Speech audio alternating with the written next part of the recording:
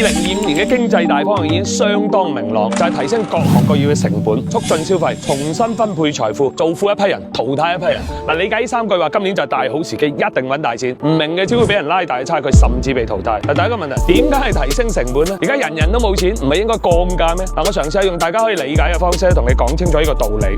喺上邊唔再多印銀紙嘅前提底下咧，成個社會啲錢總共就得咁多。咁一個人嘅消費支出就係另一個人嘅生產收入。嗱，呢個好易理解嘅係嘛？咁一旦啲嘢降價，賣嗰個一樣收入減少，無論係有錢人定係普通老百姓，都會捲入一個下降嘅漩渦入邊。嗱，商品降價，企業收入就下降，工資自然下降啦。咁你收入少咗，可以支配消費嘅錢係咪跟住少啊？人人都同你一樣冇錢買嘢，咁啲嘢係咪只能夠繼續降價，繼續積壓庫存賣唔出去？咁而家最大嘅社會問題就係產能過剩啊嘛，樣樣嘢大把庫存就係冇人買，再降價，再咁樣循環落去，更加解決唔到問題。所以喺個急需去庫存嘅時候咧，正確嘅做法反而應該係削減產能，同時俾到實惠消費者。要做到咁嘅效果，係只有一條路嘅，就係提升成本。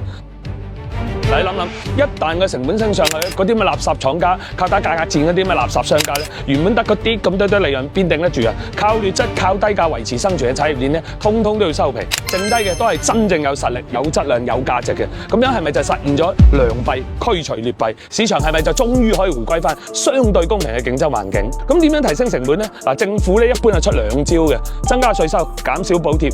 以前咧地方政府好唔情願加稅嘅，怕產業流失啊嘛。一旦資金外流，直接就影響賣地，呢個先係地方政府嘅主要收入。加稅分分鐘就執粒芝麻掉個西瓜，傻到咩咁？而家就唔同啦，個個地方政府窮到窿啦。舊年3季度，深圳、佛山嘅地方財政收入都同比下降，幾恐怖啊！係咪難以想象？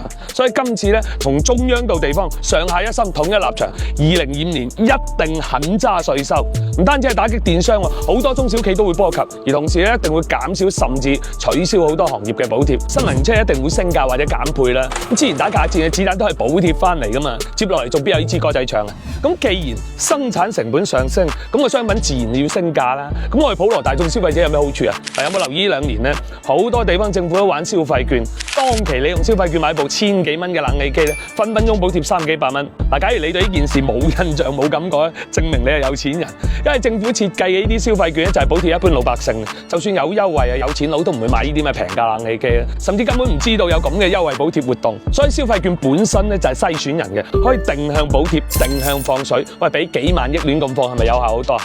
聰明嘅小明呢個時候就會問啦：喂，邦哥，你啱先又話政府窮到窿，點解仲有錢發券補貼嘅？咁咪就係增加嘅稅收咯。嗱，成個閉環形成咗啦，加稅減補貼，咁咪提升生產成本，淘汰低效能嘅企業，從而咧就減少市場嘅惡性競爭，推動嘅物價上漲。咁多稅收少咗補貼支出，地方金庫係咪充實翻啊？就可以攞一部分出嚟補貼翻剛需消費。嗱，當然啦 ，LV、勞力士呢啲非剛需咧都會跟住大市去升價，但一定唔會有補貼，政府唔會傻到幫輕啲有錢佬啊嘛。咁有一個來回咧，係咪相當於將一部分有錢人嘅財富通過消費分配翻俾老百姓，實現咗財富嘅重新分配啊？嗱，明白晒邦哥講嘅呢個邏輯咧，接來嘅25年你應該點做？3件事聽清楚。第一個，而家仲補貼緊嘅行業，有需要就趁早入手，好快補貼結束就升價嘅，無論係消費品定係資產，一定升值。第二個，炒股嘅留意下，呢幾年靠補貼勉強低成本維持嘅公司咧，好快會收皮嘅，該出手就盡快出手。第三個，打工仔寧願降職都要盡快跳槽去行業嘅頭部，至少係中部企業，